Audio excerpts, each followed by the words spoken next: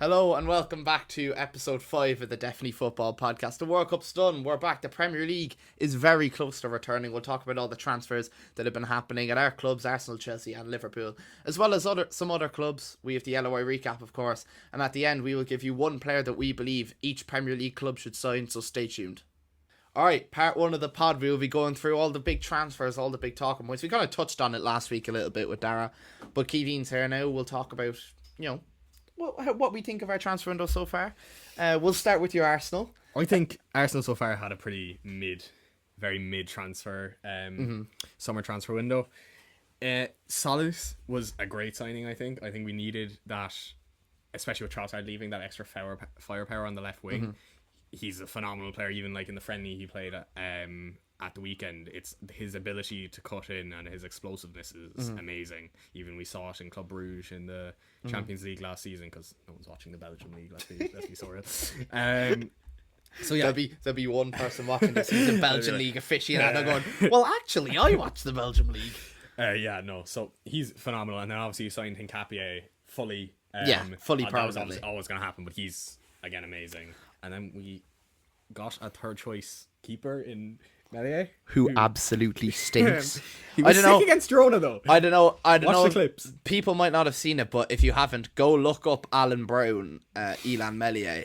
It is the 98th minute, and it's in the championship. And Alan Brown puts in the worst cross ever. It's like rolling straight to Meslier, and he goes down. And he just lets it between his legs.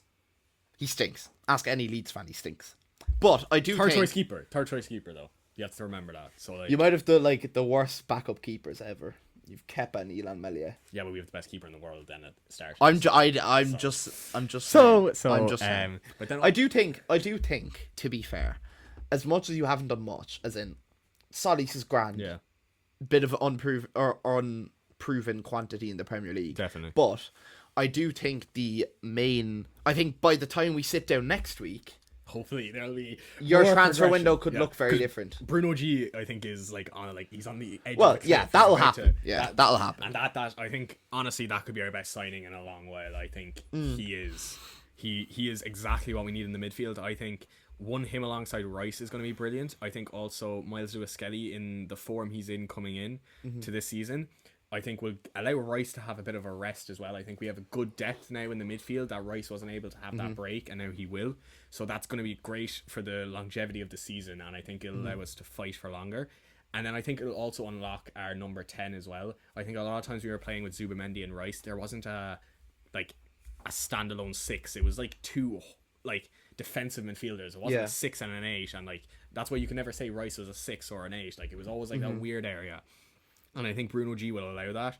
And I think Odegaard or whoever is starting in the 10, it could be now and there, we don't know. Yeah. I think, or Eze, it will help unlock teams even to ping the ball across pitch, like we've seen him do it time after time for Newcastle with Gordon. Yeah. I just think it is exactly what we need in our midfield. And you can talk about the price tag being too high for a 28, nearly 29-year-old, but we don't want to win in a few years. We want to win now, and that's how we do it. Yeah. I think you touched on Rice. I think the key thing I think about Rice is I like Rice when he doesn't have to go to the defense to get the ball. Yeah. As in, he's good at it, don't get me wrong, he's a great player, but I prefer when Rice can get it off his midfield partner and drive and push it forward, rather than he had to do it a lot last season where he'd have to go. If Zubamendi wasn't having a good game, or if he was partnering something else, maybe Lewis-Skelly, he'd have to be the one to go back to Gabriel and Saliba, take the ball off him on the half turn. Don't get me wrong, he's great at that. Yeah. But his progressive dribbling, he's way better. Brilliant. He's way better at crashing towards the attack and being that creative spark instead of taking it and passing it on that way. Yeah.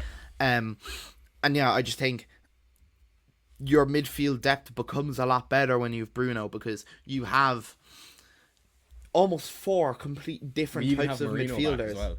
But those 4 midfielders, Zubamendi, Lewis-Skelly, Bruno Guimaraes and Rice, are all pretty different. Yes. None of them play the same. Oh, yeah. So if depending on I'm no tactical genius, so I'm not gonna but it allows Arteta in games that he wants to deploy different things. He can pick and choose what midfield partnership he wants to go, and they'll bring you different things in a game. If you're playing a low block team, if you're playing like a I don't like one of the promoted teams or something, you might not want Lewis Skelly.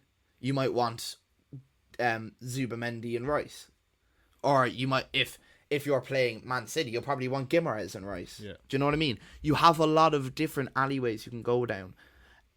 So yeah, I think Bruno Guimaraes is a great signing. And I think even the defensive side of it as well is phenomenal. Yeah. I think it closes up our midfield. He brings a lot of aggression to that midfield too. Like, I wouldn't call Rice aggressive. Like he's not very not that controlled, but he makes the tackle. Yeah, no, he's not that but he's not that type of character where he's really aggressive in tackles. Yeah. Neither is Zubamendi, neither is Lewis Skelly. So it brings that different kind of mentality to that midfield a little bit. Definitely.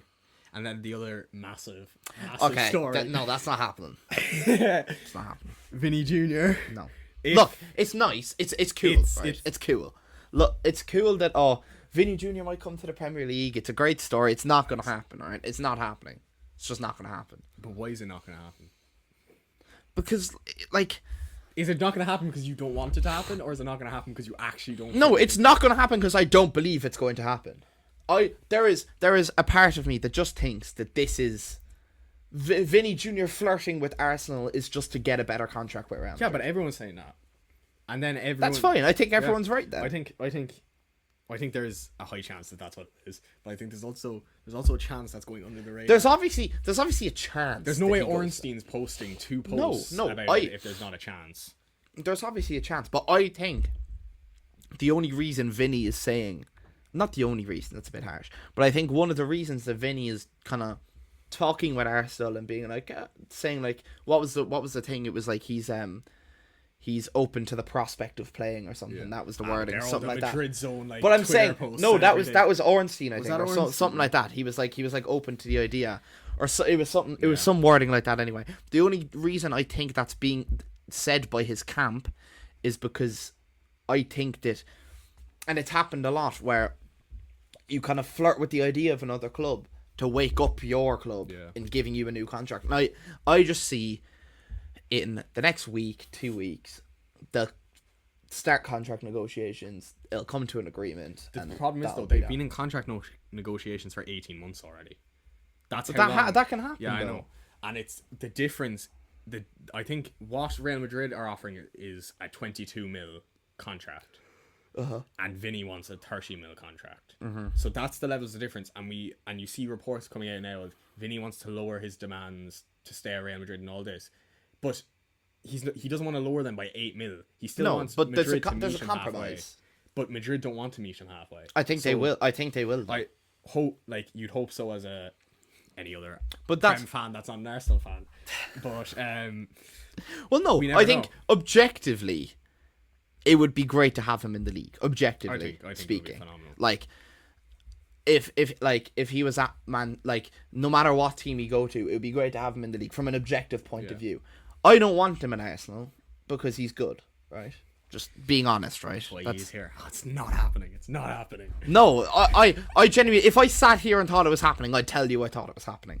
But I'm not saying there's no chance. Maybe I did say there's no chance, actually. But I strongly don't believe. Obviously, there is a possibility. I just don't see it happening personally. I don't see it happening either. But you gotta hope. It would be nice. I don't think you need any other player. As in, take away Vinny, right? If Bruno G comes in, say by this time next week, when we sit down next week to record, if Bruno G's announced, which he probably will be, and if Vinny signed a new contract, which is possible, or at least it's looking like he's gonna stay, I still don't think you need another player. Maybe you need a striker. I don't think, but we're not going to sign a striker. If we wanted a striker, I'm not saying you will, but I'm just like, that's the only position you could. Because we've apparently been approached by Atletico for Gyökeres plus money for Alvarez, and we declined it. Or we got approached for Gyökeres, and we don't want a new striker. The only player we want is a high-profile left winger who. But do you think if Vinny doesn't come, you're going to sign another? I can't. Probably not. The only person I can see us signing is Liao or something, but I don't think we will sign Liao. He's not the right. There's not a lot of left wingers on the market. We'll get on to us in a second, but we look like we have ours wrapped up. Spurs look like they've theirs not wrapped up, but Spurs clearly have their main target and stuff. So there's not a lot of left wingers going around. So it's just kind of, I think if you don't get Vinny, you just sit with Solis. Yeah, like if we don't get Vinny, it's not that like I'm like, oh fuck, our season's fucked. Yeah, no, like, it's not. I think it's just it's a bonus. Vinny being called a bonus is a bit crazy. No, like, but you know what I mean. Like you don't need him, but if you had him, that's great. He would be the best signing of our club's history. Well, he'd be your biggest signing, not the best. You can't say best. Yeah. Because he'd be the best player to ever sign for our club at the time of signing. Yeah, okay, that's fine. Yeah, as in he'd be your biggest. Yeah. We had the debate before, and I want to bring it forward. Would Vinny to Arsenal be the biggest signing in Premier League history? I think based on what the player has done in world football, yes. Because you talk about who the other ones would be, maybe Ronaldo back to United or Pogba to United, and like Pogba obviously was phenomenal. He played in the Serie A, won a handful of Scudettos, but he was never at this guy is winning the Ballon d'Or level. Okay, he was never at. Vinny was. I would have Vinny to Arsenal third. Yeah. Or who? Behind Ronaldo to United. Yeah. And I'm not. It was bigger for a different reason. It was bigger because of who it was. As in, Vinny to Arsenal would be big because he's really good right now. But obviously, we don't have to talk about Ronaldo. But like, I think that would be bigger because of who Ronaldo is, what he's done. He's coming back to the storyline. He's coming back to United, and they hijacked Man City. Yeah. All those factors to me combined make it bigger. Also, the other one is Shevchenko to Chelsea. He won the Ballon d'Or the 2 years before. He was the best striker in the world, and he then joined. You mentioned the reason you don't think Ronaldo's up there is because he wasn't Ballon d'Or level. Oh, Pogba, he wasn't Ballon d'Or level. No, I was going to say Ronaldo. I think is above it. Okay, Shevchenko won the Ballon d'Or. Yeah. Pogba was big because he was obviously really good, but he was also like because of the brand of Pogba that was so huge. Yeah. But I don't think that combined with I don't think that would overweigh the Vinny thing. Yeah, I think. But that obviously the Stormzy announcement video is sick for that. But I just think I'd have Jay-Z to announce Vinny then. That'd be sick. Actually, make it happen, you know. But yeah, I'd have Shevchenko to Chelsea and Ronaldo to United the second time over that. Yeah, fair enough. Okay, well, will we move on to my club or Chelsea? Yeah, let's go to Liverpool. We'll go to Liverpool. This has been I think a lot of Liverpool fans watching probably won't be happy with the window. I think this could be your worst summer. And I'm so here's the thing, right? If the window closed tomorrow, I wouldn't be happy, and I think any Liverpool fan watching this won't be happy either. But I'm gonna reserve judgment because we need a right back because Bradley's injured. We only have Frimpong there, and he had a poor season, but let's not call players ass after a year. What I was gonna say was Frimpong's unproven in the Premier League yet. He didn't show enough last year, so you can't go in with just him at right back. So we need a right back. We have 4 centre backs, which would usually be fine, but they're quite injury prone. So you probably need a 5th centre back. I think as well, if you look at who your centre backs are, you have 4 centre backs, 2 on the way younger side have played not that much football in a highly competitive league, and then you have 2 really old centre backs who obviously one is one of the greatest centre backs of all time, but the other one is Joe Gomez. So I think there's it's going to be interesting to see how, if you don't sign another centre back, how that dynamic works out. I think if you tell me those 4 centre backs stay fit the whole season, I'd be happy, right? But I can't trust Joe Gomez. Leone's off an ACL. I don't know what's going to happen there. He could be Van Dijk and just be fine after an ACL injury. That's perfect. Exactly. So you never know. We probably in an ideal world, maybe you just sign a centre back that can cover right back, or a right back that can cover centre back, just to, because we don't Bradley will be back halfway through the season. Actually, it might be longer, but do you know what I mean? If you ideally a right back that can cover centre back as your 5th centre back option, right back be grand. Ben White's on the market, I'm pretty sure. So if you want to sign Ben White, I'm okay. 40 mil. we don't need left back. Kirk has had a great end to the last year, and Tsimikas has been okay. You could argue you sell Tsimikas and buy a backup left back, but I'm not too pushed on that. I think there's other areas of the pitch you should focus on more than left back. Midfield, we could probably do with another body. Although if we're planning on playing Szoboszlai in the pivot, then we probably are fine. As in, if we're planning on going Gravenberch, Szoboszlai there, then you have your backups of Endo, Jones, Nioni. How long is Endo Nioni, out who's for? been amazing in pre-season. How long is Endo out for? I don't know, but Nioni is the backup there. Nioni's been absolutely outstanding in pre-season. Elliott and Wirtz is the 10, so we don't need that. Right wing is a position we do need badly. Now you only have 4 wingers at your club, and one of them is Chiesa, and the other is Gakpo. Rio, Gakpo, Chiesa, Munoz. Yeah, that's it. And I don't think you can compete for a Premier League with those 4 as your wingers. Okay, well, we can unless you get Bradley Barcola. Yes. I also still think that right wing. So I think this is the thing, right? If we're starting Barcola or Engamoa on the right, if we see Engamoa or Barcola as the starting right winger, then we don't need a right. I'd still like a right winger even if we sign Barcola, just because. I think what's going to eventually happen, in my opinion, is I think you won't sign a right winger, and I'd say we'll see Rio and Bradley Barcola as the 2 left wingers, or one of them and I think Gakpo will be your backup striker because Ekitike is out for a while. Yeah, I was gonna say this.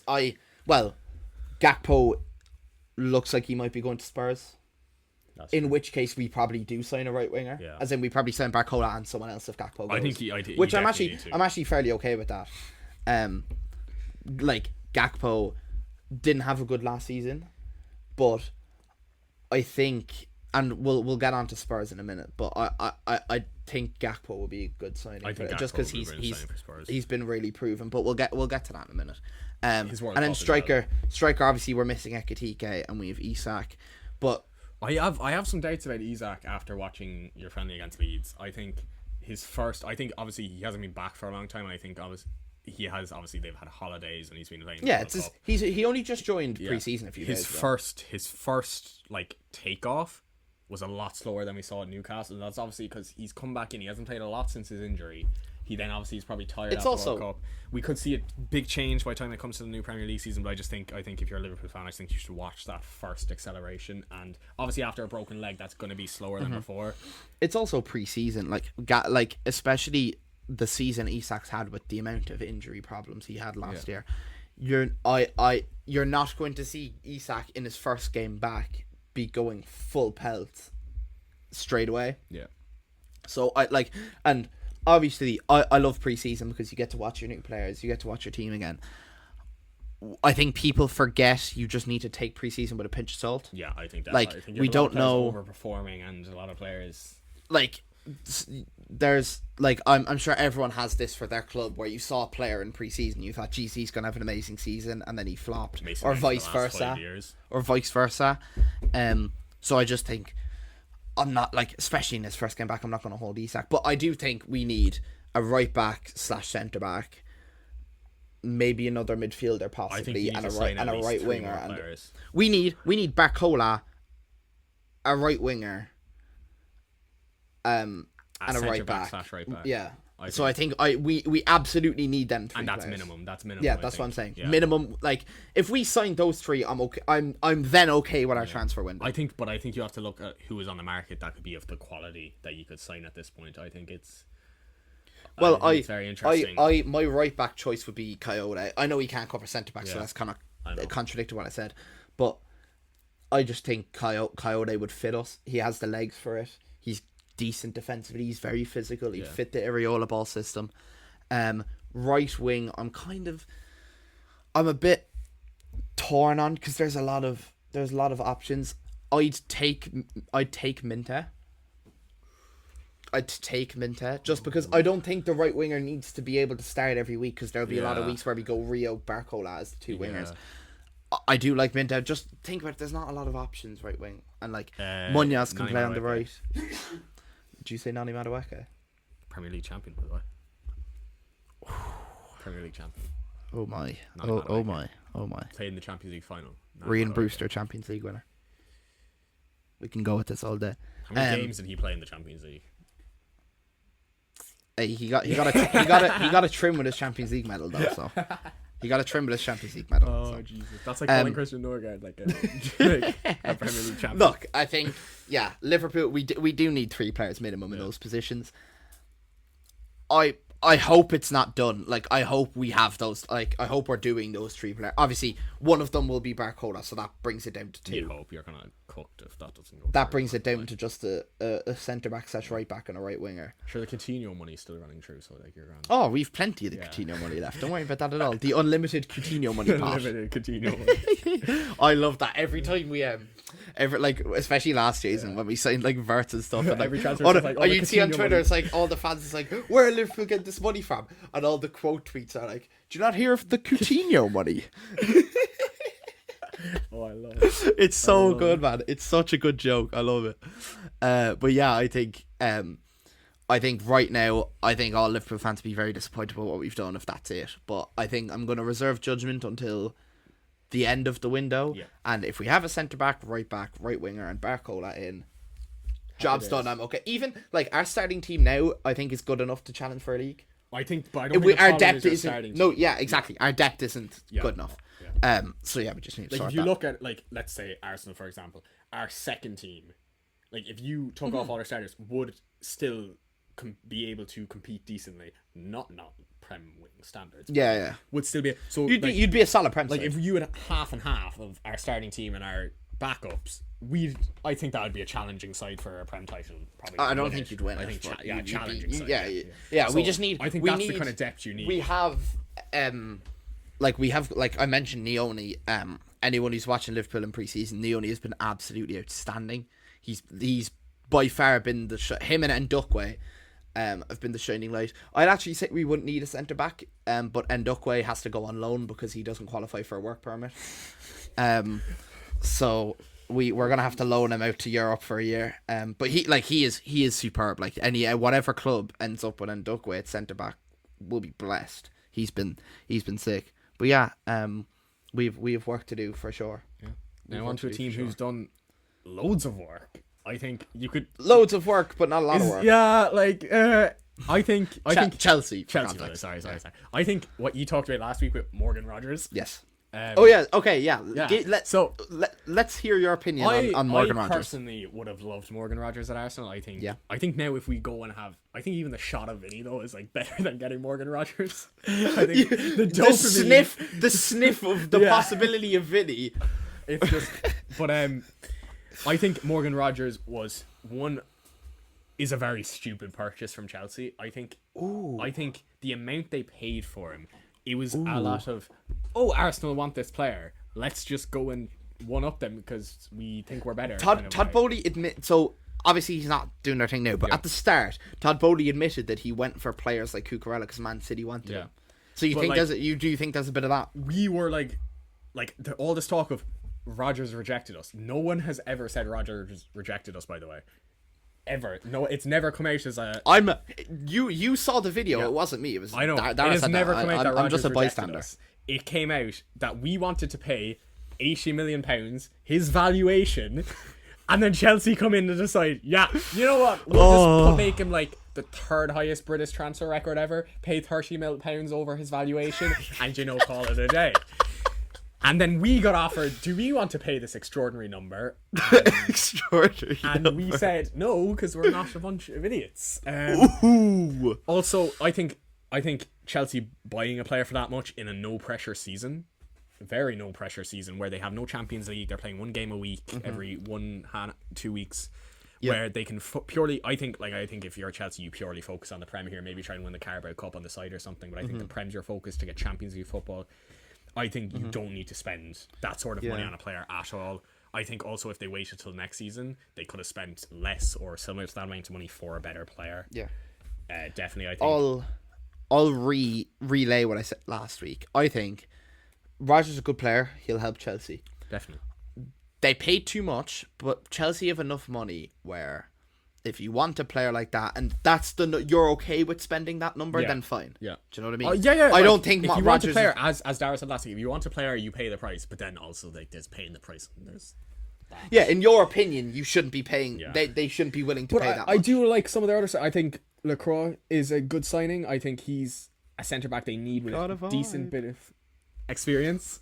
And then I think my favourite of the Chelsea signing is Marco Palestra. I think he is phenomenal. I think he fits Chelsea's wing-back system that they're probably going to play under Alonso. Phenomenal. He is one of the best attacking fullbacks in the world right now. I think obviously we'll have to see how he fares out in the Prem, but I think how young he is, the price they got him for, his potential, the way he's even playing now without not even including his potential is amazing. I think they've kind of been team sheet wise they've been playing a 4-2-3-1. Yeah. But I think after Dara said it to us, I went and looked at it. Yeah. They move very much on the ball in a 5. Yeah. So they'll have Hato tucking in as a third centre back, and then Palestra's bombing down the right. That suits him a lot. You mentioned Lacroix. I think he complements Colwill nicely. Colwill's very good on the ball. He's very good defensive IQ. His issue is his speed and strength and all that. I think that'll come back stuff to him after. I think he just needs time to develop that. I think he's gotten injured a couple of times when he's started to develop that and has hindered it. So hopefully he can get back into his shape. But equally, Lacroix's exceptionally fast and he's very strong. And his weaknesses are his defensive IQ and his ball play. And his ball play. Semi-final, his lack of IQ in defense. He's very good. And I saw a video from a Palace fan talking about this, and I actually agree. He gets, because of how fast he is, he can get himself out of holes very quickly. When he gets in a hole defending, he can get himself out of them. But it also means he gets himself in them very quickly too, which is very true with Lacroix. And also his path, he's not the most comfortable player on the ball ever.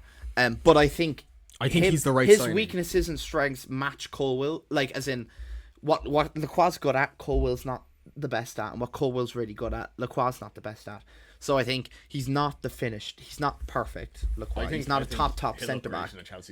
He's not a top centre back, but he's what they need. He's 26. He's a good age. I think Chelsea finally found a player that's good to sign that isn't 19 and isn't 36. Well, yeah, I was going to say. So they've signed Danny Welbeck and captain Jordan Henderson. What do you make of those signings? How do you perceive them? I don't know how you can say or comment that you have pull if you're buying two 36-year-olds. That is directly at Dara. I think if someone has pull, pull in quotation marks, or thinks they are such a big club, they don't go sign two 36-year-old Premier League veterans. I think, as we've seen, Brentford do it to sign Jordan Henderson, and Brighton do it. That's the level of club you think that signs a 36-year-old Premier League veteran, not the biggest club in London. I'll play devil's advocate here. Do I think Danny Welbeck should see many minutes for Chelsea? Not particularly, maybe some. Do I think Jordan Henderson should touch the pitch for Chelsea? No. Do I think they'll be good in the dressing room? Yes. When you have, I saw a stat and they combined for about 900 Premier League games or something, or it's not minutes, it'll be games. Yeah. And Welbeck at 400 and Henderson at close to 500 or something, and the next highest is Pedro Neto with 180. That'll help them. Yeah. Having people in the dressing room that have played a lot of games when this Chelsea team haven't played a lot of games, that will help them in the dressing room. I just hope that Alonso doesn't get notions to actually play these people. Yeah, that's what I'm worried about as well. I think also, if they're there, I think he definitely plans on playing Welbeck some, but you're not paying $6 million for a player. I you're guess not planning on playing. I think Jordan Henderson is as you said, a dressing room player. Yeah. He's like a Christian Norgard for us, just going to be chill there and already. Well, Henderson's even for us, and he was playing. Henderson was so vital in our team. Oh, completely. But that was 5 years ago now. 6 years ago. He was 30 then you go to younger and younger. He's 36 now. We saw him go to England and not play, or not go to England, go to the World Cup with England, not play purely as a dressing room head. So if Alonso has signed him for that reason, I think you could see it as a final signing, as a grand signing. I'm okay with that. I think some of their other signings to touch on, I think Quenda, I'm interested to see how he'll turn out. it's another fast, not Well, really it's- like great end product winger like Pedro Neto, who is just gonna run fast again. I So, do like, think Kendall's better than Pedro Neto. Yeah. What I will say is, we don't know how good Kendall will be.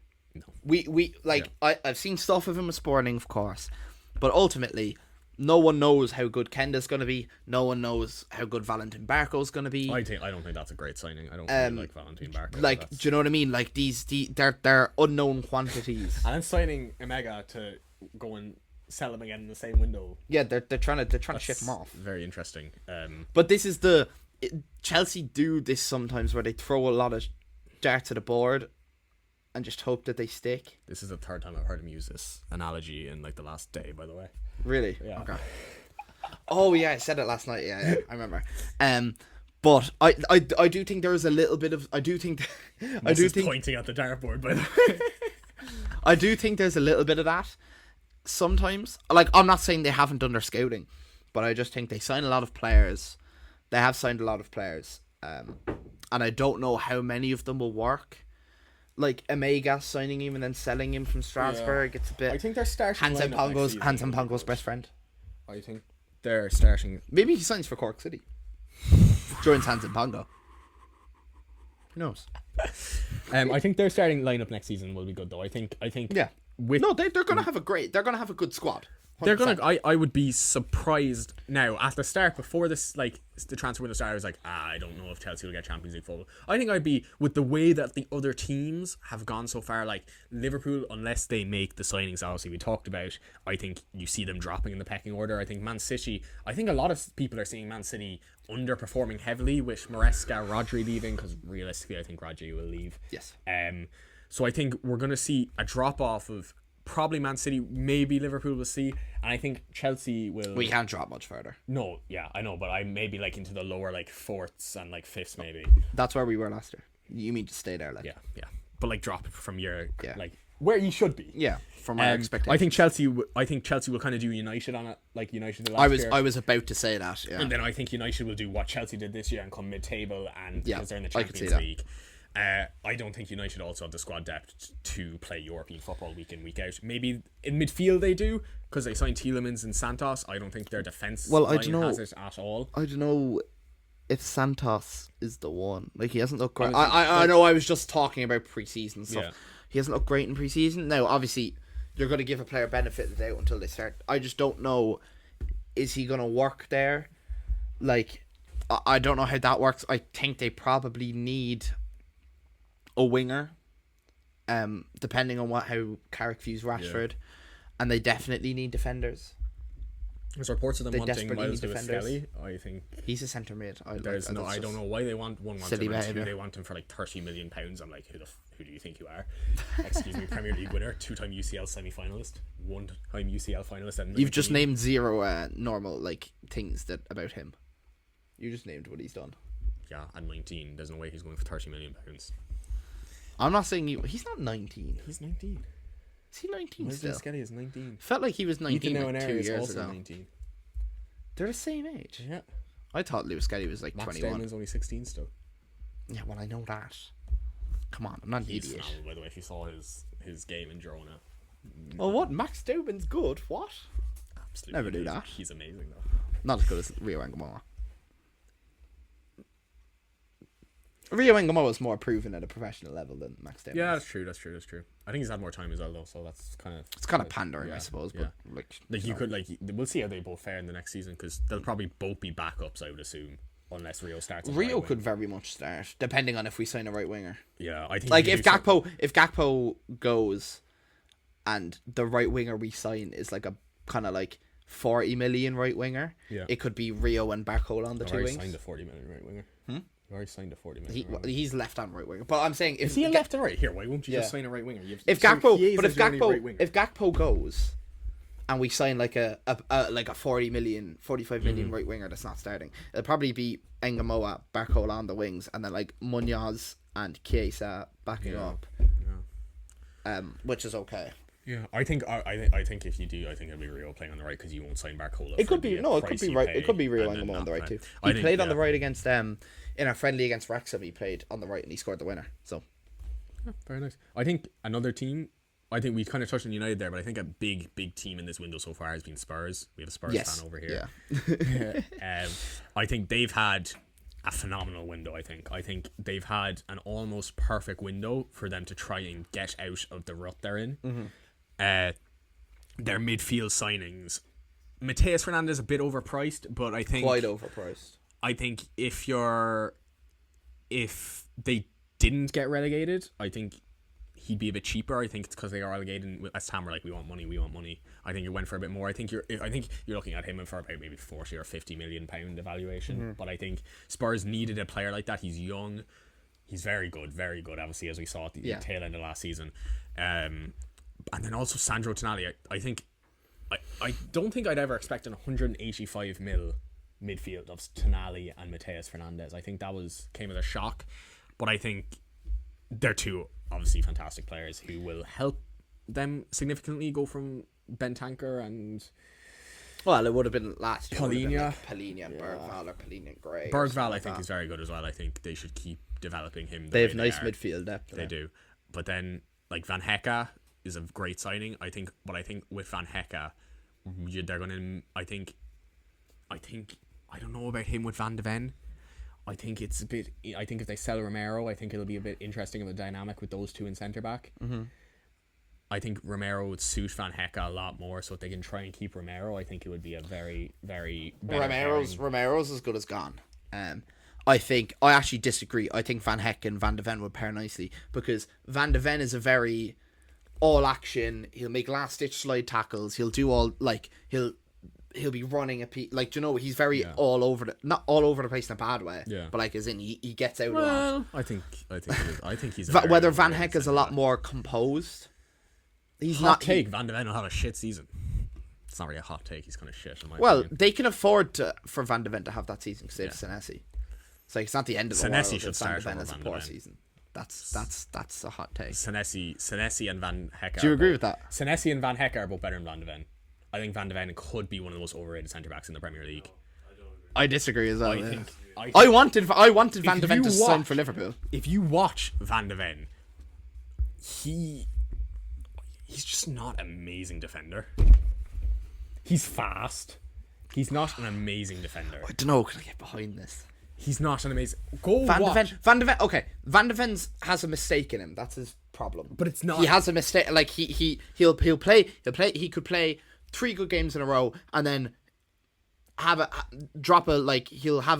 a clanger in a game. That's Van de Ven's issue, is his consistency on being perfect and being disciplined. I personally think it's not about perfect. I think you shouldn't every 3 or 4 games have a mistake that massive. The last 2 seasons you've seen Van de Ven, you've seen him in a completely broken system. Yeah, but you've also seen him with Romero, who is one of the best centre backs in the world. So Romero? Not in the world, but like in the Van league. de Ven's better than Romero. I'd say he's better than Romero. I think.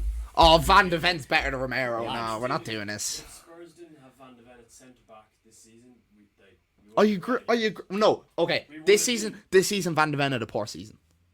He had a poor season this year. But we would have got relegated if he wasn't there. The amount of time Possibly. he saved us, last ditch tackles, clearances off the line. Like in a good system that hopefully deserved will have Van de Ven.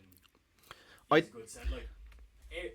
Like all of our defenders looked bad last season. Yeah. Pedro Porro looked terrible at right back. Goes into Spain where he's in an actual proper system with a real manager, and he was class. He's one of the best players. Then why wasn't Van de Ven good in the World Cup? Well, Van de Ven was playing left back. Yeah. Still, but if he's an amazing defender, you still should be able to defend that. No, look, okay. I think Van de Ven had a poor season. I don't think anyone's disputing that. Van de Ven didn't have a good season, right? I think no Spurs players had a good season last year. Archie Gray's probably the only one. Yeah, but Archie Gray did well. Even then, like he didn't have an amazing season. No, but I think you're taking that too much. Maybe I am. Maybe Van de Ven is Spurs' best centre back. I don't think that's. I did say it was a hot take, so there's now proving why it's a hot take. But I didn't. I want to see people's reaction to this. To be honest, I didn't think it was too hot of a take, but I think Van de Ven is utter bollocks. I think. Look, they have good centre back depth now between Senesi, Van Hecke, and. I think Senesi on a free was one of the signings of the summer as well for the Premier League. I wish he was. I wish he did. I wish we had Iriola before he went. Yeah. Because I reckon if we had Iriola and went for Senesi, he obviously comes to us. He would have been perfect for you. But I think that is one of the best signings of the Premier League season. I think that's going to be phenomenal. And I think brilliant. If they sign Gakpo, and who are your left wingers now? I'm kind of forgetting. Just tell you pretty much. Mikey Moore's going on loan, so it won't be him. Yeah, okay, yeah, I think Simmons when he's back, he can't play. I just think, right, and this actually frustrated me a little bit. I'm seeing Spurs fans, the link with Gakpo, right? I'm seeing Spurs fans whine and complain about being linked to Gakpo. Oh, I don't want Gakpo. I'm not saying it's you. Gakpo would be your best. I'm not including you in that, but I'm seeing Spurs fans online, and they're going, "Oh, I don't want Gakpo. He's not had a great season." With all due respect, you came 17th. He'd be your best attacker. You can't. Also, he'd be your best attacker. Yeah, I agree. Well, I think he would. Maybe he's not as better than Xavi Simons, but right. Cody Gakpo is Cody Gakpo has been a top 5 left winger in the Premier League before in the last few seasons, bar last year. Yeah. You cannot turn your nose up at someone who's done as much as Cody Gakpo has in the Premier League when you came 17th last year. Yeah. You're turning your nose up at Cody Gakpo, and then you're like, "Oh, let's sign Savinho." I think Savinho's not good. I think Spurs have a higher expectation for next season than they think they should. I think a lot of Spurs fans think they're going to go in and try and challenge for European football now, and I think if you do, that's phenomenal. I think if you do end up with European football, a brilliant turnaround. I think he should be aiming for like mid-table, just not being in a relegation battle like the last 2 seasons. Last season they weren't, but like in that zone of the table. To me, they have a good enough squad to come at least 8th. Yeah. I think that'd be a respectable, very respectable finish. But yeah, I just think I think I think people look too much on how Cody Gakpo, and obviously there was memes about Gakpo, which makes it which amplifies it more. I just think as a Liverpool fan who's watched him a lot, I think there's a lot to like about Cody Gakpo. He is very predictable at times. That's his weakness. Yeah. But he would be one of Spurs' better players in the first team, and I just think. Just before we move on, I think we should talk about Newcastle as the other team. I think they've had a very big transfer window. It's in contrast to we just spoke a lot about how we enjoyed Spurs transfer window. I think Newcastle. I think if I was a Newcastle fan, I'd be. I don't know how to describe it. I think I'd be up the walls with like anger. I think you'd be obviously rumours of Joe Linton wanting to leave now as well. Like your entire core for the last years is gone now. You have no one left. You are stuck with Vissa, Voltemada, and a squad of youths. Harvey Barnes. Like I think obviously we see Anthony Gordon's gone, Isak's gone. Joe Linton wants to leave. Bruno Guimaraes is leaving. Howe's gone. Tonali's gone. It's like the entire core of the team is gone. I think their backline right now is still good. Lewis Hall potentially leaving is a big one. I think he is one of the best. Livermento could still leave. That's true. That's another one. I think Livermento would be a decent signing for you if he could. I'd take Livermento if he could cover left back. But right back. Lewis Hall I think is one of the best right backs in the league. Left back. Sorry. Too tired for this. Left back in the league. So I think if United won get him, that's phenomenal. I think Luke Shaw's too old now. They need a proper left back now. Definitely. Lewis Hall would be brilliant. Obviously, you saw Lewis Hall, for the most part, defend Yamal perfectly in the Champions League. I think if you watched the first leg and the first half, he did a good job on against Yamal. I think in the second half, it wasn't really his fault. Yamal, I think the whole Newcastle team just went to crap, and then you can't really do much then against the best player, one of the best players in the world. I'm not going to say he's the best player in the world and get a backlash about that right now. I know some people might be think he's otherwise. He's not the best player in the world right now. Mbappe. Yeah, probably. Mbappe. I'd agree. Yeah. But yeah, should we have a little talk about Ballon d'Or, or did you talk about it last week? We touched a little bit on it. I think this Ballon. I will say just before we go on to that, I do like some of Newcastle signings. Yeah. Benzema Torre is a good winger. We were linked with him. He's a good player. Their keeper, whose name escaped, Hornacek. That's it. Hornacek from who was it from? I can't remember, but he's a decent keeper. You're signing players like Sean Storr and the other central midfielder who I couldn't think the name of yesterday, and I still can't. It's okay. They're decent side, but they're all unproven, and I just think you're changing so much of your team over 2 years. Yeah. Part of it isn't in their hands because they're losing a lot of their players, but your team is changing so much. Chain, am I right? And you're hey, we took Isak. Yeah. We're taking a lot of that is like a lot of their team is changing in a quick time period, and you're signing players to replace them where you don't know how they're going to be. I really rate Nick Voltemada. He had a very poor season last year. They want to send him on loan though. I know. It's like Jesus Christ. They paid 90 mil for him as well. Like. They had a very poor season last year, but I think he'll have not a breakout, but I think he'll step it up this year. He was great at the start of last season. He scored against us and everything like. And, yeah. I've been an advocate for Nick Voltemada. I just think they're going to struggle because there's too many moving parts, and it was part of the reason why we were poor last year. There was too much new stuff. Slot was trying to implement his new system. We had so many new players. There was a lot of injuries. I think that'll happen to Newcastle, and that'll bite them in the ass. Who was your favourite signing of the summer in the Premier League? Ooh, my favourite signing of the summer. I know who yours is going to be, so I'm not going to say Who do you think mine's going to be? Manzambi. Yeah. Watch him. He is amazing. Watch him for Aston. I hope he starts for Aston Villa. He is brilliant. I can't wait to watch him in the Prem. If you watched him in the Freiburg last year, you know he is brilliant. Even if you watched him in the World Cup, I love him. He's amazing. I wish he came to Arsenal. I like the lead centre back Murahimovic. Okay. I'd look out for him. He's a brilliant. He's the defensive machine. He's just an animal. Let me think of some others. There's been a lot of good ones. Premier League clubs have done some Marco good Palestra could also be up there for Chelsea. Yeah, Marco Palestra's been a good one. I think Premier League clubs have done some nice bit of business. Yeah. I think Victor Munoz will do more than people think he will. You like that signing? I know your opinion on it. I think go look at Victor Munoz's stats from last season in the Liga. Go to per 90 on FootMob and look at passing. He's been up my stats. He's been on my ass about this. We can, if someone can try to edit it and put it like here, just look at the state of it. I'll put it here. Yeah, look at the state of it and tell me if this dude is going to be good in the Premier League. That's all I'm going to say. Doesn't have a counter to it, like. No, but like, okay, you haven't watched him play. Neither have I, right? Yeah, but I trust Ariola's Spanish. Ariola knows these players, right? I trust that he looked at this guy and gone, he's good enough for us. And I really do. Does Ariola play a passing system? He's more kind of Klopp ball, where it's like very quick. It's like, think of Bournemouth for very Bournemouth for very bombing on the counter. He could work for that, yeah. I can kind of see the vision. I just have a feeling about it. I just think he'll do something. So either we'll come back to this in a few months or the end of the year, and you'll look like a complete idiot, or I'll look like a complete idiot. Yeah.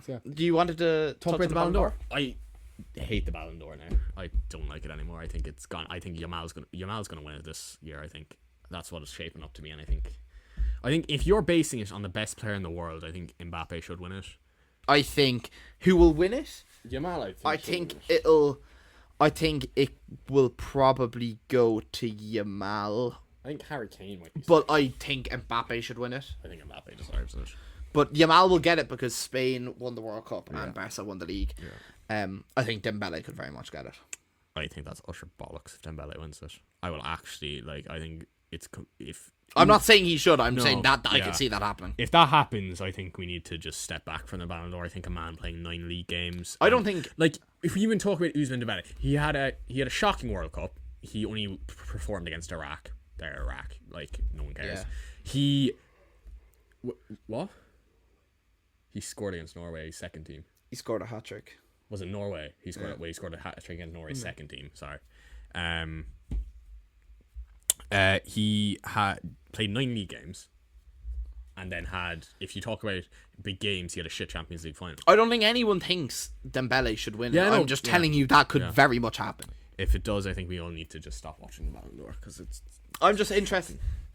Before we wrap up this segment, I'm interested in, I'm excited for because next week is obviously next weekend is the Premier League starts back. Can't wait. No, it's not next weekend. It's the weekend after. It's like an addiction. You need it. So if there'll be 2 pods between now and the What are we talking about for 2 pods? There's There's no football. There's no football. They don't have to be long. There's no football.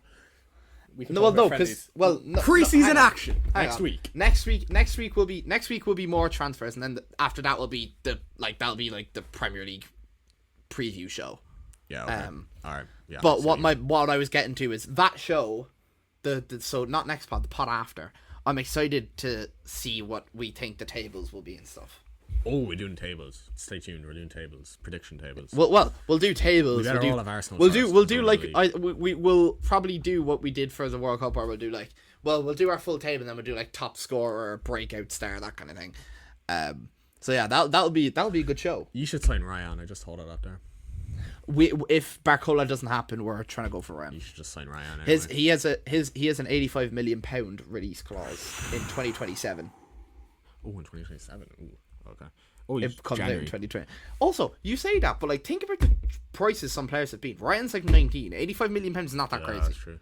That's true. If Anthony Morgan Gordon Rogers, looks like if Morgan Rogers is £120 million. But he's not £120 million. That's Chelsea. Yeah, but I'm As saying we that's the talked about, market now. Chelsea being an Yeah, but idiot. that's the market now. Anthony Gordon looks like the best transfer of the summer right now, by the way, because of the price they got him for as well, because of the absolute Newcastle losing again. Yeah.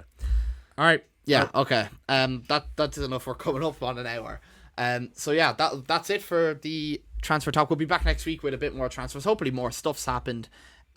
Maybe Vinny signed for Arsenal, maybe he hasn't. Probably Bruno's been announced, maybe Barcola's been announced. So we'll cover all that next week. But now we'll be heading on to the LOI recap section, so stay tuned.